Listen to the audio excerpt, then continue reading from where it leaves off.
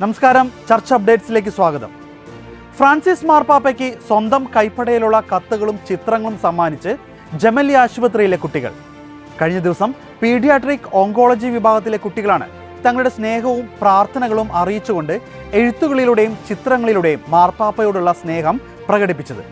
ആശുപത്രിയിലെ മാർപ്പാപ്പയുടെ സ്വകാര്യ അപ്പാർട്ട്മെന്റിനടുത്താണ് ക്യാൻസർ ബാധിതരായ കുട്ടികളുടെ യൂണിറ്റ്. ക്യാൻസർ ബാധിതരായി ആശുപത്രിയിൽ കഴിയുന്ന കുട്ടികളുടെ ചിത്രങ്ങൾക്ക് പുറമെ അവരുടെ മാതാപിതാക്കളിൽ നിന്നുള്ള ഹൃദയസ്പർശിയായ എഴുത്തുകളും മാർപ്പാപ്പയ്ക്ക് ലഭിച്ചിട്ടുണ്ട്. സിറിയയിലെ ക്രൈസ്തവ സമൂഹങ്ങൾ നേരിടുന്ന കടുത്ത ബുദ്ധിമുട്ടുകളിൽ ആശങ്കയറിയിച്ച് യൂറോപ്യൻ മെത്രാൻ സമിതികളുടെ പ്രസിഡന്റ് ബിഷപ്പ് മരിയാന ക്രൊച്ചാത്ത.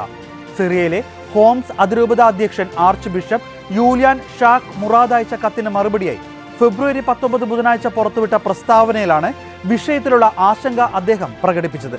സിറിയയിലെ ചരിത്രത്തിന്റെയും സംസ്കാരത്തിന്റെയും ഒഴിച്ചുകൂടാനാവാത്ത ഭാഗമായ ക്രൈസ്തവ സമൂഹങ്ങൾ തങ്ങളുടെ ജന്മനാട്ടിൽ ചരിത്രപരമായ പിന്തുടർച്ചയ്ക്കെതിരെയുള്ള നിരവധി പ്രതിസന്ധികളെയാണ് അഭിമുഖീകരിക്കുന്നതെന്ന് ബിഷപ്പ് ക്രൊച്ചാത്ത ചൂണ്ടിക്കാട്ടി.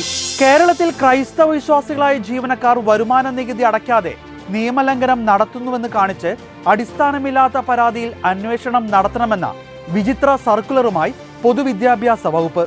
ഇത് സംബന്ധിച്ച് പൊതുവിദ്യാഭ്യാസ ഡയറക്ടർ വിദ്യാഭ്യാസ ഉപഡയറക്ടർമാർക്ക് അയച്ച സർക്കുലറാണ് വിവാദമായിരിക്കുന്നത്.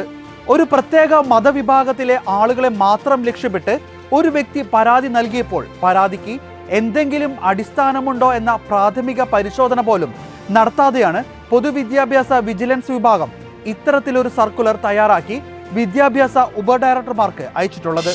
സംസ്കാരം, വ്യാപാരം, കുടിയേറ്റം തുടങ്ങിയ പ്രധാന വെല്ലുവിളികളെ നേരിടാൻ യൂറോപ്പ് സ്വയം തയ്യാറെടുക്കണമെന്ന് വത്തിക്കാൻ സ്റ്റേറ്റ് സെക്രട്ടറി കർദിനാൾ പിയട്രോ പരോളിൻ കഴിഞ്ഞ ദിവസം ഇറ്റാലിയൻ ദിനപത്രത്തിന് നൽകിയ അഭിമുഖത്തിലാണ് യൂറോപ്പ് സ്വയം വീണ്ടും കണ്ടെത്തുക എന്ന വിശുദ്ധ ജോൺ പോൾ II മാർപ്പാപ്പയുടെ മുന്നറിയിപ്പിനെ അടിസ്ഥാനപ്പെടുത്തി കർദിനാൾ ഇപ്രകാരം പറഞ്ഞത്. 2025 ഫെബ്രുവരി 24 3 വർഷം തികയുന്ന യുക്രൈൻ യുദ്ധത്തെ അനുസ്മരിച്ചുകൊണ്ട് ഏകപക്ഷീയമായ അടിച്ചമർത്തലിലൂടെ ഒരിക്കലും പരിഹാരം തേടരുതെന്നും അത് മുഴുവൻ ജനങ്ങളുടെയും അവകാശങ്ങളെ ഇല്ലാതാക്കുകയാണെന്നും അദ്ദേഹം പറഞ്ഞു.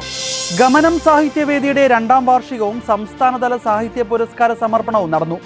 പൂവാർ ലോയോള കലാക്ഷേത്രത്തിൽ വെച്ചാണ് പരിപാടി നടത്തപ്പെട്ടത്. ഗമനം സാഹിത്യവേദിയുടെ 2ാം വാർഷികവും സംസ്ഥാനതല സാഹിത്യ പുരസ്കാര സമർപ്പണവും പ്രശസ്ത കഥാകൃത്ത് ബിനു എബ്രഹാമാണ് ഉദ്ഘാടനം ചെയ്തത്. നോവൽ പുരസ്കാരത്തിന് വിൻസെന്റ് സഭാംഗം ഫാദർ വർഗീസ് തുരുത്തിച്ചിറ VC അർഹനായി. Loyola director father Binu Kaduthalakkunnel SJ, കവയിത്രി സിജി S ആനന്ദ്, കവി ബിനു കൽപ്പകശ്ശേരി എന്നിവർ സംസാരിച്ചു.